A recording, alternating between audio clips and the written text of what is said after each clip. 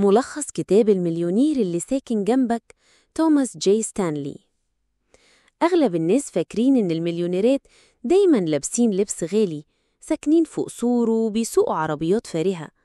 بس الحقيقة المليونير الحقيقي غالباً بيكون عايش جنبك وبتفتكروا إنه شخص عادي جداً. الكتاب ده بيعرفنا إن المليونيرات الحقيقيين مش دايماً بيظهروا على شكلهم.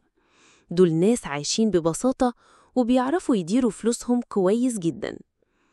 أهم الدروس اللي في الكتاب: اصرف أقل من دخلك.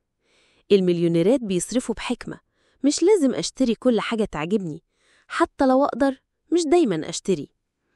الادخار عادة، كل شهر حط جزء من دخلك على جنب عشان تكون جاهز لأي ظرف وتعرف تستثمر كمان. الاستثمار أهم من الشراء، بدل ما تشتري عربية فخمة فكر تستثمر في حاجة تزود دخلك. عيش على قدك، المليونيرات الحقيقيين مش بيهمهم المنظرة، بيشتروا اللي محتاجينه مش اللي يلفت الأنظار. علم أولادك إدارة الفلوس، مش لازم تدلعهم، علمهم يعتمدوا على نفسهم ويفكروا في بكرة. حدد هدفك المالي، اسأل نفسك أنا عايز أوصل لفين مالياً، وخلي كل خطوة بتاخدها تقربك من الهدف ده.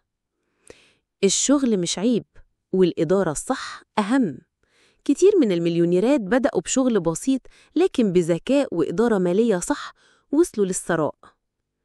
الخلاصة: مش لازم تبقى غني عشان تبان، ومش كل اللي باين عليه الثراء فعلا غني.